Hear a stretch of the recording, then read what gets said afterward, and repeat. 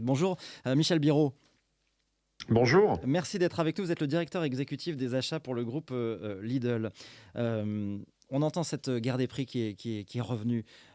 Qu'est-ce que vous dites à Jérôme Gondouin qui nous explique que cette grande incertitude sur ses revenus?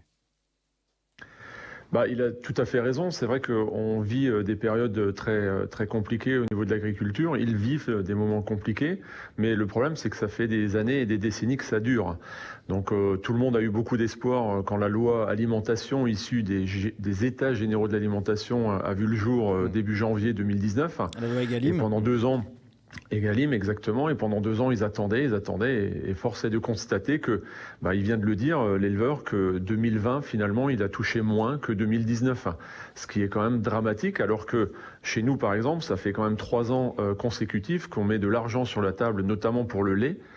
Cette année, pour le collecteur qui collecte monsieur, on est passé à 370 euros du 1000 litres, prix de base 38,32. Donc c'est pas le prix toute prime, c'est très important de le préciser. L'année dernière, on était à 365. On augmente chaque année. Et pourtant, le prix baisse. Donc, bien Mais ça veut dire évidemment, on quoi? va Que vous nous mettez en argumenter. cause les intermédiaires? On citait les géants comme Lactalis qui sont les intermédiaires. C'est eux Alors, qui font le il y a plus de plusieurs marge dans choses. l'histoire? Il y a plusieurs choses. Alors, bien évidemment, les industriels ne jouent pas forcément la totale transparence, qui est vraiment problématique. Et la loi Egalim, sans transparence, ne servira pas à grand-chose. Je l'ai dit il y a 2 ans, j'ai pas eu tort, et je le redis aujourd'hui.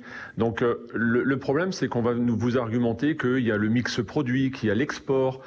Et malgré que nous, on paye sur 225 millions de litres, c'est notre exemple chez Lidl, pour cet industriel, à hauteur de 370, ils vont expliquer que oui, mais c'est noyé dans le mix produit et avec les 40 ou 50% à l'export. Donc c'est très complexe, et au final, vous avez raison, la variable d'ajustement reste l'éleveur. Donc Egalim, Michel après il y a Biraud, un vous prenez deuxième la problème. défense, on vous entend, vous prenez la défense des éleveurs et vous faites valoir que vous êtes un bon élève parce que vous avez justement mis de l'argent et augmenté les prix ces dernières années. Est-ce que vous êtes prêt, vous, à faire la transparence totale sur les marges? Est-ce qu'il faut faire ça? Est-ce qu'il faut aller vers une transparence totale des marges à tous les échelons? Oui. Oui, il faut une transparence totale. Je vous le répète, la loi Egalim, sans transparence, ne servira à rien parce qu'elle est basée sur la bonne volonté.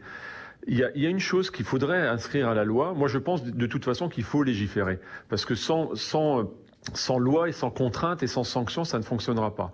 Déjà, il y a un problème. Il faut savoir que 80% de l'alimentaire vendu chez les distributeurs, ce sont des marques nationales. Nous, par exemple, je ne fais pas de lait Candia, je ne fais pas de lait Lactel. Je ne fais que de la marque de distributeur.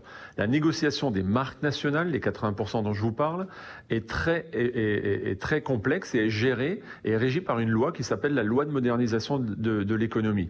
Elle est antinomique avec la loi Egalim.